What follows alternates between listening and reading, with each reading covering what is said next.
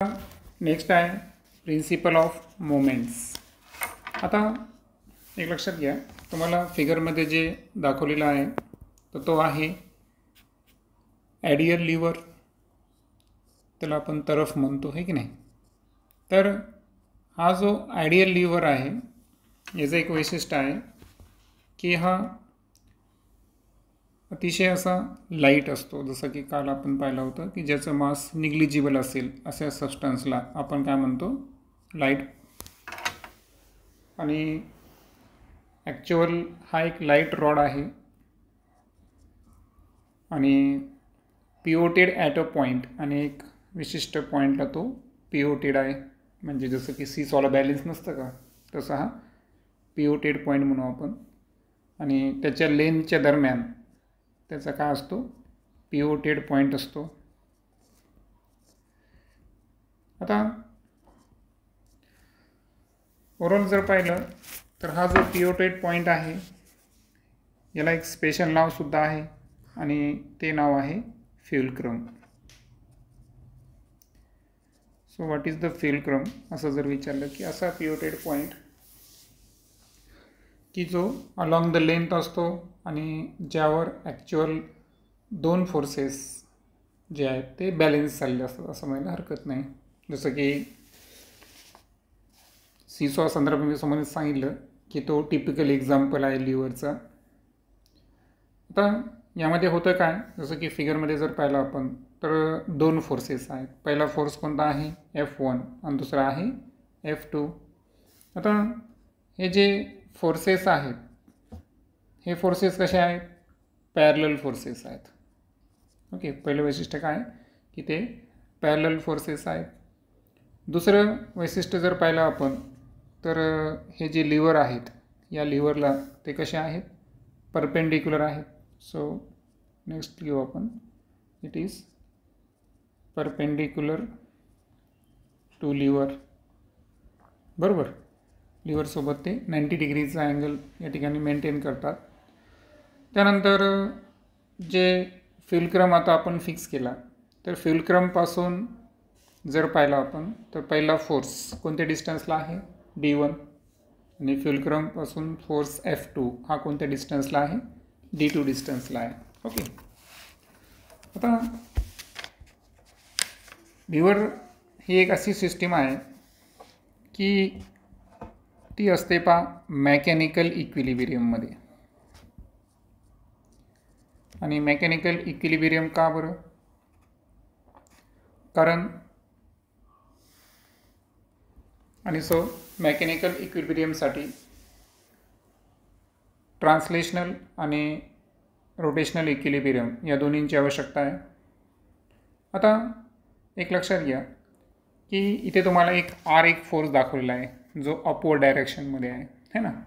तर या फोर्सला आपण एक नाव देऊ, suppose it is the reaction है ना. तर हा रिॲक्शन आहे, रिॲक्शन फोर्स जो कशाला सपोर्ट करतो आहे, फ्युलक्रमला सपोर्ट करतो बॅलेन्सिंगसाठी. मात्र या आरची डायरेक्शन आणि F1 F2ची डायरेक्शन हे दोन्ही एकमेकांच्या काय आहे, अपोजिट आहे. लक्षात येईल, कारण इथे ओव्हरऑल 3 फोर्सेस आहेत जर आपण विचार केला. एक आहे F1, दुसरा आहे F2 आणि तिसरा आहे R. F1 F2 हे सेम डायरेक्शनमध्ये आहे, त्याला बॅलेन्स कोणी केलेलं आहे, R केलेलं आहे. याचा अर्थ सो ट्रान्सलेशनल इक्विलिब्रियमसाठी आपली जी पहिली कंडिशन राहील,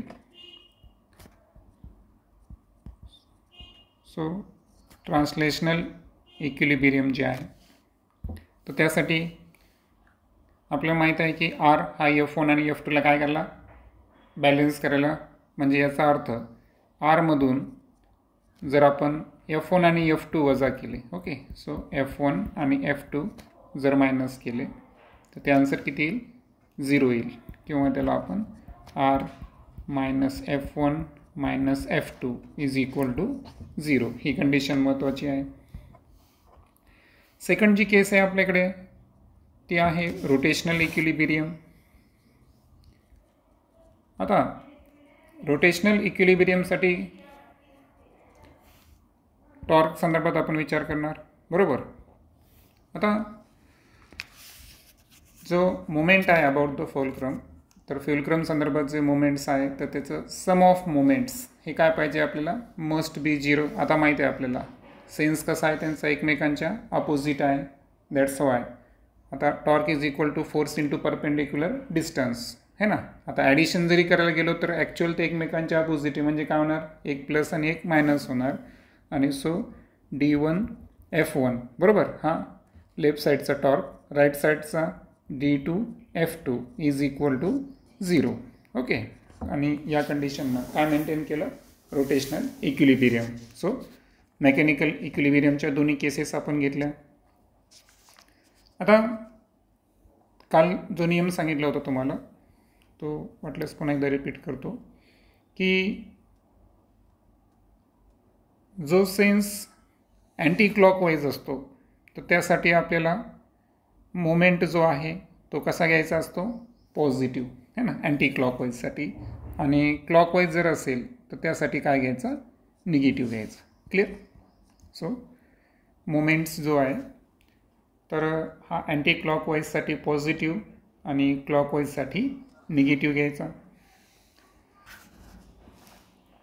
आता प्रश्न राहिला आरचा, तर आर हा स्वतः कशावर ॲक्ट करत आहे, फुलक्रमवर ॲक्ट करत आहे इट्स सेल्फ. आणि त्यामुळं त्याचा जो मोमेंट आहे तो मोमेंट आपल्याला काय घ्यायचा, 0 घ्यायचा. कारण ॲक्च्युअल फुलक्रमवर ॲक्ट होत असल्यामुळं जो आर आहे या आरचा जो मोमेंट आपण घेणार तर हा आपण किती घेतला, 0 घेतला. ओके. सो आता ओव्हरऑल काय होतं की जे लिव्हरची कन्स्ट्रक्शन कशी असते पहा, तर मी पुन्हा एकदा आकृती यामध्ये इन्सर्ट करतो.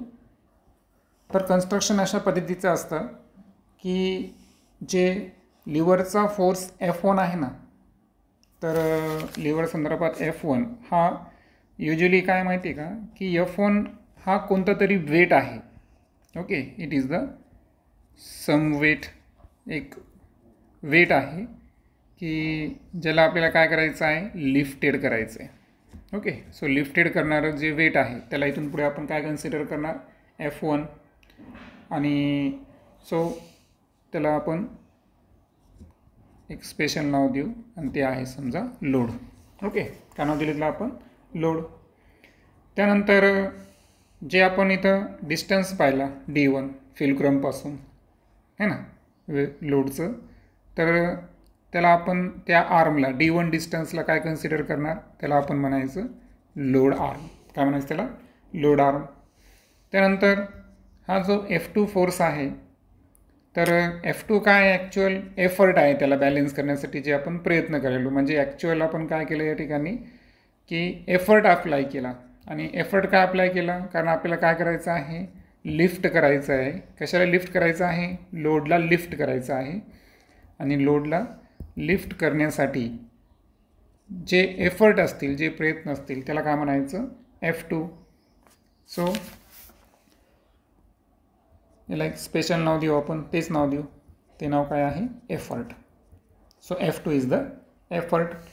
आणि F2 फुलक्रमपासून ज्या डिस्टन्सला आहे त्या डिस्टन्स D2 त्या आर्मला आपण एक नाव देऊ, तर ते आर्म असेल आपला एफर्ट आर्म. ओके. सो तो आर्म असेल एफर्ट आर्म. आता होतं काय की आता आपण पाहिलं D1 F1 minus D2 F2 is equal to काय आहे, 0. हा मायनस अपोजिट साईडला गेल्यावर काय होणार, plus. So we can write D1 F1 is equal to D2 F2. मग आता D1ला आपण काय कन्सिडर केलं सांगा, D1 काय आहे, लोड आर्म. ओके. D1 काय आहे, लोड आर्म इंटू हा जो F1 आहे याला काय म्हणलो आपण, load, is equal to D2 काय आहे, effort arm into F2. F2 काय आहे, एफर्ट. हे अशा पद्धतीचं इक्वेशन तयार होईल. तर हे जे इक्वेशन आहे ना यालाच म्हणायचं expression for principle of movements, म्हणजे जी आपली कन्सेप्ट होती की प्रिन्सिपल ऑफ मुवमेंटचं आपल्याला इक्वेशन तयार करायचं होतं. तर ते इक्वेशन आहे d1F1 is equal to d2F2. अर्थातच load arm into load is equal to effort arm into effort. आता होतं काय की इन्सिडेंटली एक रेशो यामध्ये एक तयार होतो म्हणजे हे जे इक्वेशन आहे, सपोज इक्वेशनला नंबर दिला नाही आपलं, ठीक आहे. या इक्वेशनला आपण जर रेशो फॉर्ममध्ये घेतला तर सांगा बरं, F1च्या अपॉन जर आपण F2 घेतला तर D2च्या अपॉनमध्ये काय येईल, D1 येईल. तर हा जो रेशो आहे ना त्या रेशोला एक स्पेशल नेम आहे आणि ते नेम आहे मेकॅनिकल ॲडव्हान्टेज. काय आहे, मेकॅनिकल ॲडव्हान्टेज.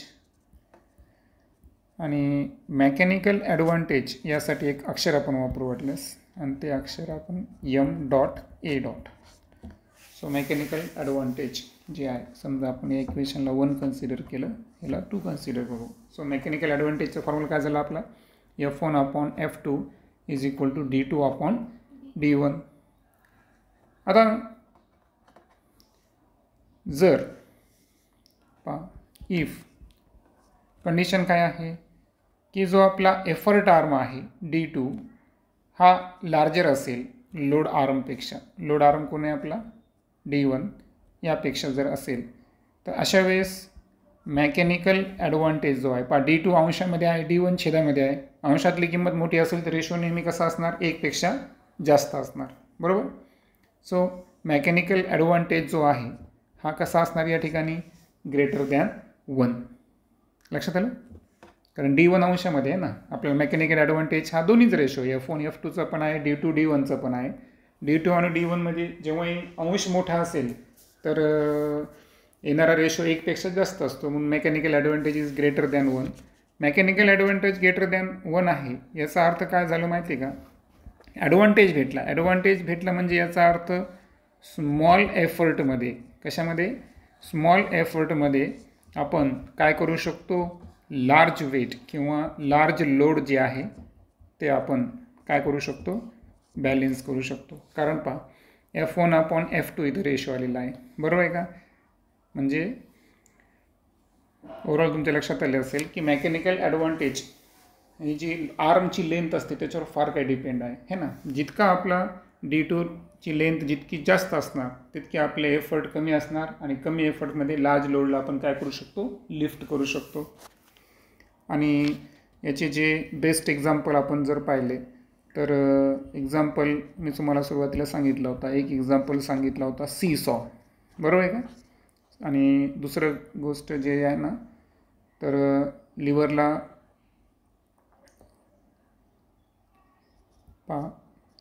जे बीम ऑफ अ बॅलेन्स,